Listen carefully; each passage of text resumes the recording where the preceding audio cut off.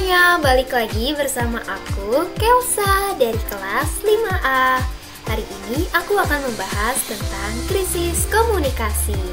Sebelum itu, yuk kita lihat dulu pembahasan materi yang akan aku sampaikan. Yang pertama, yaitu definisi krisis komunikasi. Kedua, jenis teori komunikasi menurut ahli. Ketiga, prinsip krisis komunikasi. Keempat, proses krisis komunikasi. Kelima, saluran krisis komunikasi. Dan yang terakhir, tantangan krisis komunikasi. Aku yakin banget nih, pasti teman-teman sudah tidak asing mendengar kata krisis komunikasi. Lalu, apa sih krisis komunikasi yang dimaksud di sini? Yang dimaksud dalam krisis komunikasi di sini yaitu tentang proses dialog antara perusahaan dengan publik yang dilakukan untuk menangani krisis yang sedang terjadi dalam perusahaan.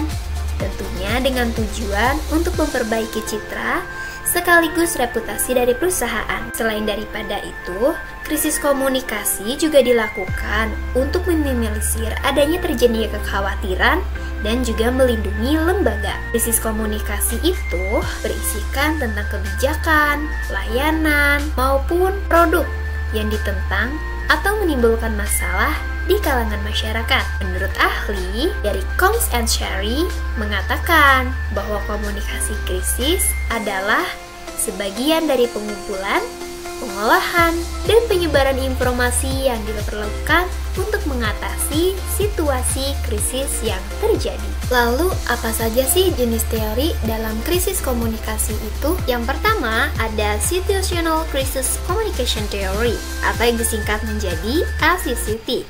Teori ini pertama kali dikembangkan oleh Timothy B. Combs dan Sherry G. Holaday. Teori ini berisikan tentang persepsi akan kejadian yang tidak dapat diprediksi, yang tentunya dapat mengancam dan dapat mempengaruhi kinerja perusahaan.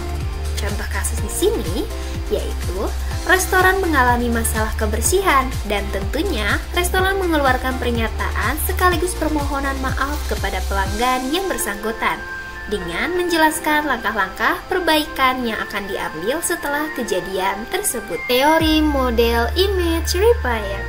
Teori ini pertama kali dikembangkan oleh William Lloyd Nenoid. Teori ini menekankan pada strategi yang digunakan dalam memperbaiki citra dari perusahaan. Contoh kasusnya, pada tahun 1999, Coca-Cola menghadapi krisis berita miring tentang produknya yang terkontaminasi di Eropa Barat. Akibat berita tersebut, akhirnya perusahaan Coca-Cola memberikan surat pernyataan dan memberikan keterbukaan klarifikasi kepada berita dan pers secara umum di Eropa Barat. Yang terakhir, teori agenda setting dalam krisis. Teori ini pertama kali dikenalkan oleh Maxwell Mitch Combs dan Donald Shaw. Teori ini menjelaskan bahwa media massa memiliki kemampuan yang sangat berpengaruh besar terhadap isu maupun krisis yang terjadi. Contoh di sini adalah perusahaan Nixu asal Cina, bahwa ternyata perusahaan outletnya yang sudah berkembang di Indonesia ternyata tidak terdaftar dalam laman resmi Badan Pengawasan Obat dan Makanan Republik Indonesia. Contoh lainnya juga seperti yang terjadi pada mie gacoan. Prinsip krisis komunikasi. Prinsip krisis komunikasi terbagi menjadi 4 bagian. Yang pertama, transparansi dan keterbukaan. Kalau ini sih udah penting banget ya terhadap berita umum. Yang kedua, kecepatan dan respondibilitas. Masuk di sini, ketika mendapati isu, perusahaan harus memberikan respon yang tercepat untuk memberikan klarifikasi yang jelas.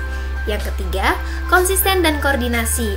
Kalau ini sudah sepatutnya humas maupun juru bicara dalam perusahaan harus memberikan statement yang jelas terhadap apa yang menjadi masalah dan solusi yang dihadapi.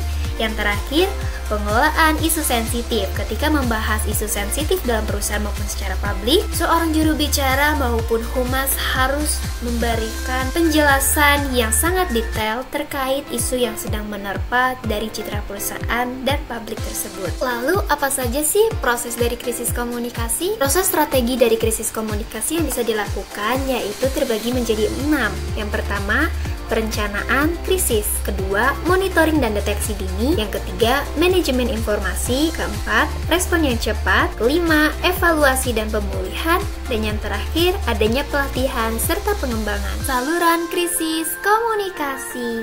Saluran krisis komunikasi terbagi menjadi 3 bagian.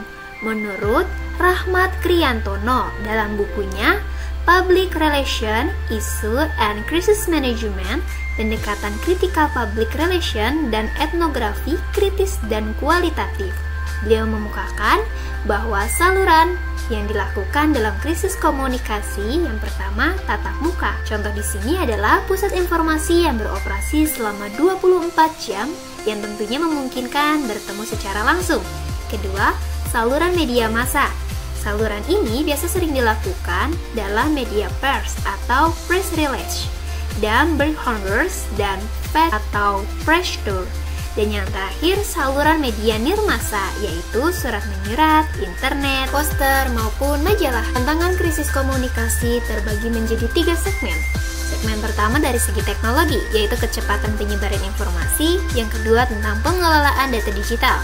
Secara global, yang pertama ada segmentasi dari budaya dan bahasa, dan yang terakhir kebijakan berbeda dari setiap negara. Yang terakhir ada lingkungan dan sosial, yaitu isu sosial yang terjadi di suatu negara yang dituju, dan terakhir adalah pemangku kepentingan stakeholder dari perusahaan. Tanpa terasa kita udah di penghujung acara, yaitu pembacaan kesimpulan. Krisis komunikasi dalam perusahaan adalah situasi yang terjadi ketika suatu perusahaan menghadapi masalah yang tentunya berpotensi merusak reputasi dan kepercayaan publik. Dengan melibatkan tim yang kompeten dan menerapkan langkah-langkah manajemen krisis yang tepat, tentunya perusahaan tidak hanya dapat mengatasi situasi yang krisis, tetapi juga berpotensi keluar dari masalah yang terjadi pada perusahaan. Terima kasih, sampai jumpa di video selanjutnya. Bye-bye!